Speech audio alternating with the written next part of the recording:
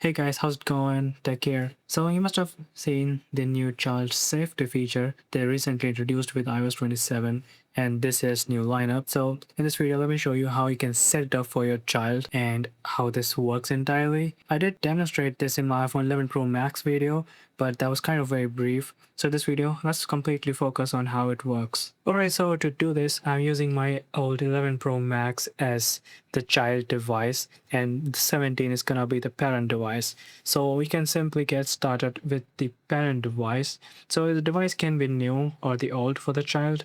If you have a spare iPhone lying around, you want the child to give it a try or something, so you can simply try it out using the child safety feature, but you definitely need to be on iOS 27. But it's iOS 27 beta, the developer beta right now. It's not out for public yet. The public beta will be out in July, and also the main will be out in September. So either you wait or either you have to be on the beta updates, and both of them, of course, not just you or not just him. Alright, so let's start by going into settings, then go to family or maybe your account. At top right corner here, you will see a button where you can simply add your family members. I'm sure you know it already. So just here, and now you'll see this option, the last one, create child account. We'll tap into here, give it a couple seconds, of course. Okay, now you can enter your name, last name, and the date of birth. Now let me tell you the catch here. So the child account has to be at least 13 years of age, because you can't even create account under that. All right, so let me just do that once again. Create child account. If you see that pop up, just don't mind. Try the entire process once again, and you will just get in normally as you would. There it is. All right, so let me show you here. If I go ahead in the year here, you can see the minimum age is actually 2013. So it's 2026 right now. If you deduct that, it comes down to 13 years of age. So I'm gonna go with the least minimum one. All right.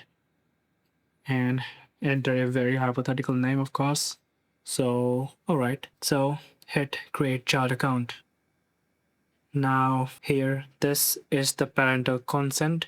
This is your Apple ID. Here you have to enter the password for your Apple ID so that not just anybody could create a new account for your child. So go ahead with the password. Alright, I've entered my password, and you will also need to be verified with this. So go ahead with the on-time passcode.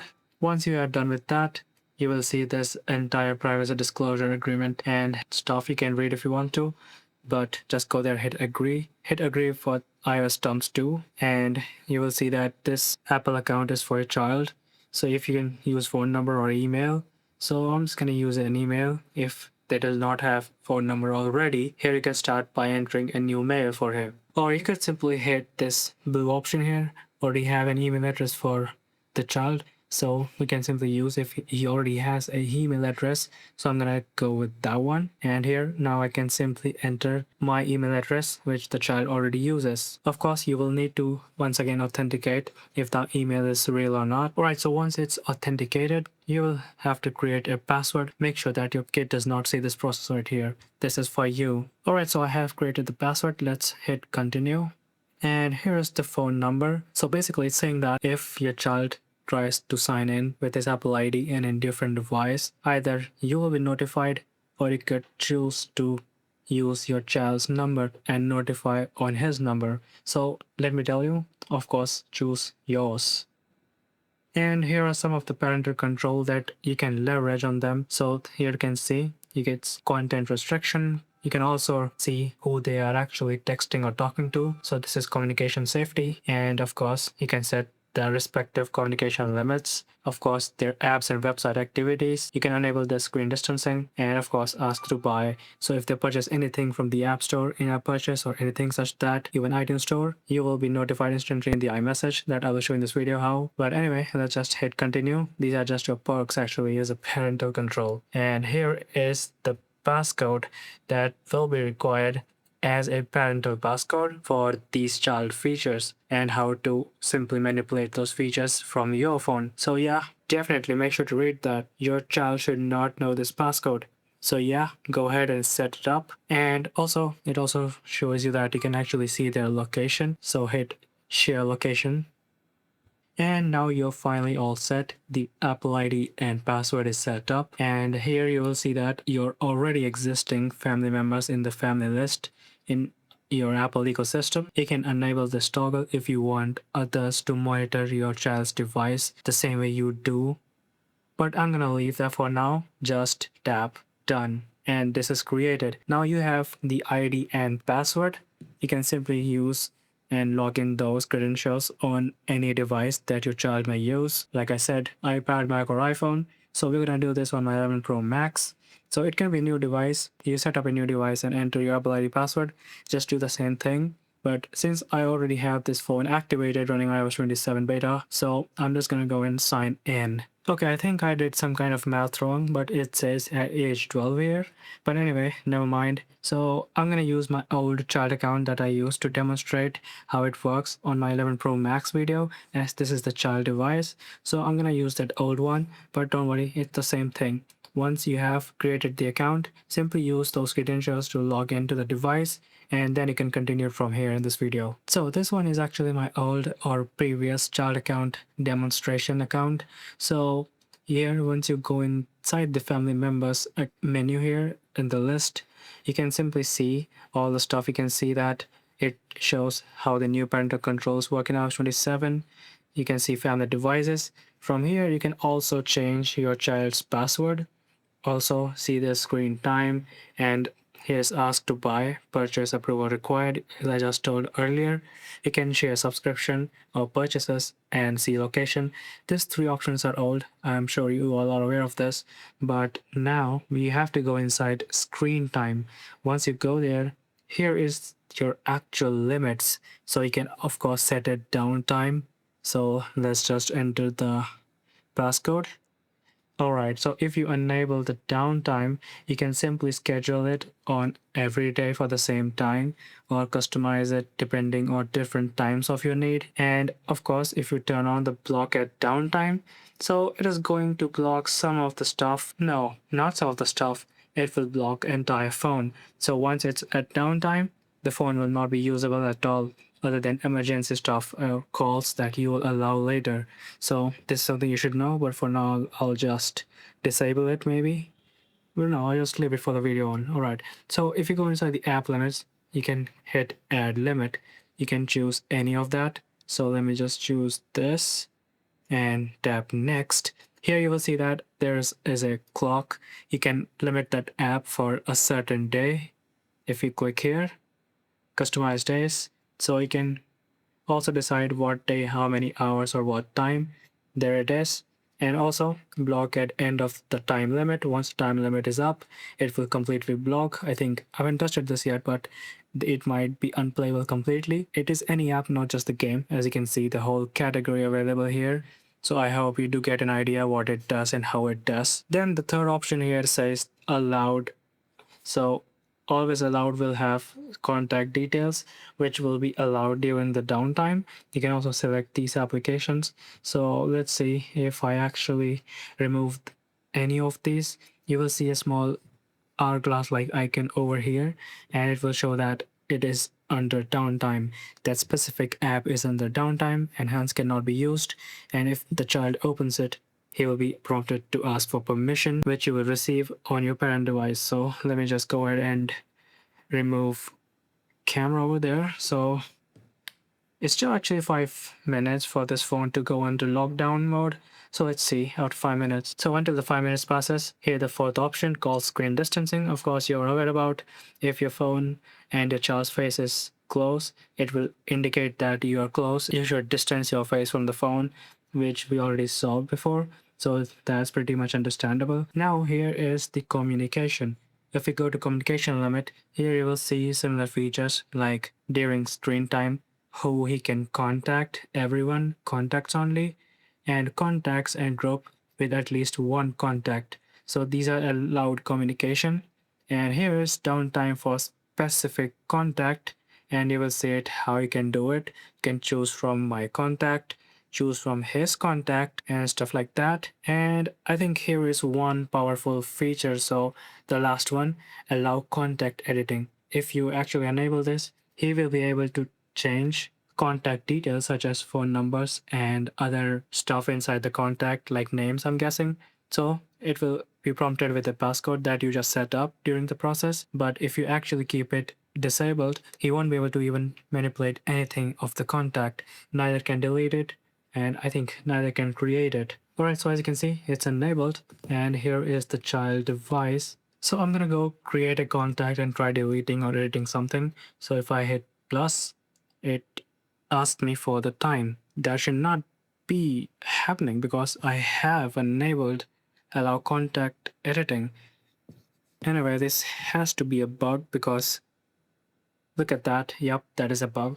So you can now create contact. And if I go here and try deleting it or editing it, yes, I can also edit it.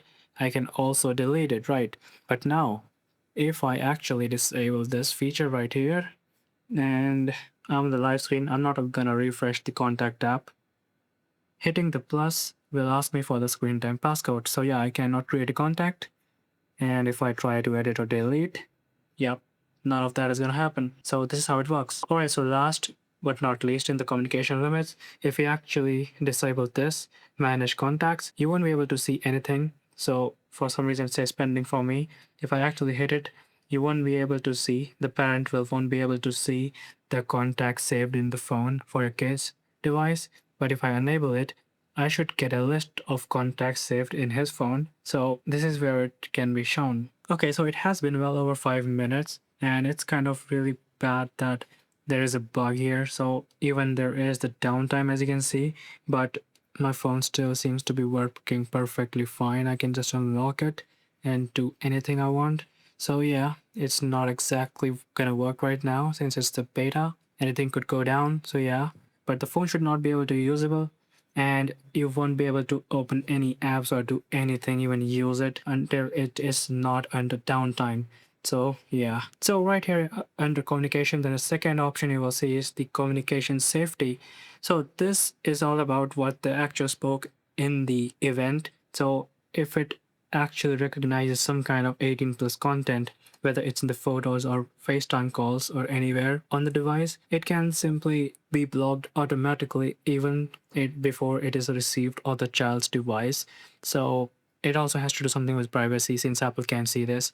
And if you tap view child safety resources, here's something that you should definitely go ahead and read.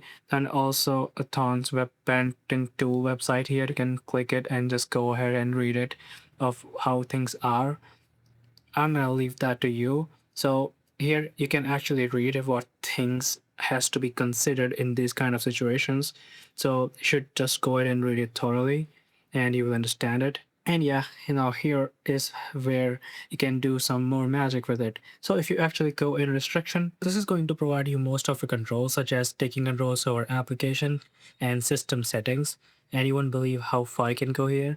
So let's just enable it. By the way, this is my second day recording the same video. Actually, there are a lot of bugs and it is not letting me provide you a full clear demonstration. So you just have to tell you how things are, and we can try again when this is fixed. And by the way, as you can see, the downtime and block downtime was not working previously yesterday, but it is working now. So as you can see, there is an hourglass icon towards the left in under the app, so they won't be able to access it. And if they open it, they will simply be asked for time allowance. So this is how it works, and the available applications are the ones which are allowed under downtime. Again, block at downtimes doesn't seem to be working all that well because they should completely block the phone, but we will test that in future. Alright, so this is just weird. Like I just said, it was not working. It suddenly started working again, so I can actually show you now. So if I go into iTunes, as you can see, installing app and deleting app is not allowed, but in-app purchase is allowed. So it is the same thing. So as you can see, this is a game, and if I'm gonna go remove it, you can see there is no option to actually delete it. And yep, and neither I can install it. Similarly, I can also completely disable in-app purchases if I hit don't allow. So let me just go back. Alright, so allowed apps and features. Now here I can completely make disappear system applications which cannot be deleted. So if I turn off camera, it will disappear instantly. There it is. So yes, now you can use camera here, If I go here, you see there is nothing.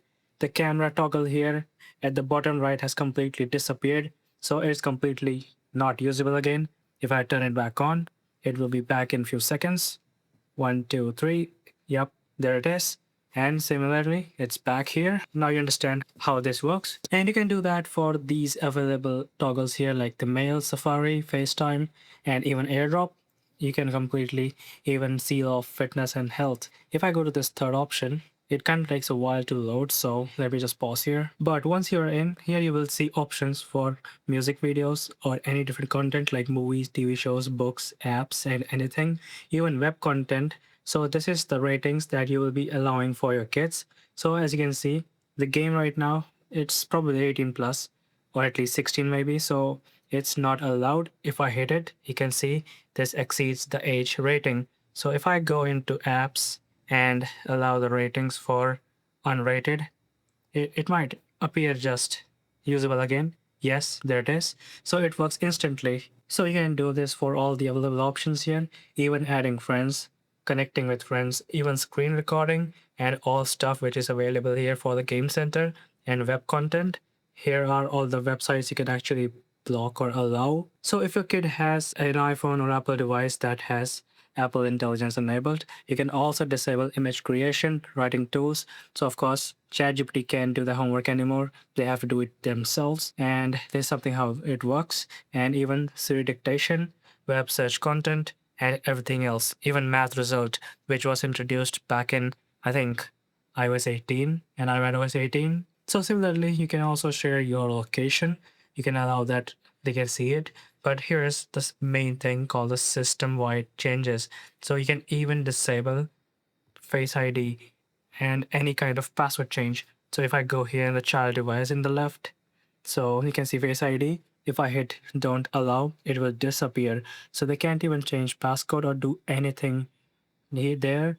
And similarly, they can't create account. They cannot use cellular data. So if I go here, I don't have a sim in this anyway, but let's just do that.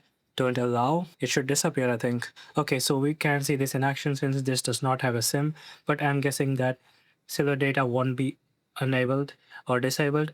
So if you hit don't allow here and all similarly the rest of these options, this is how they work. It is pretty easy to understand.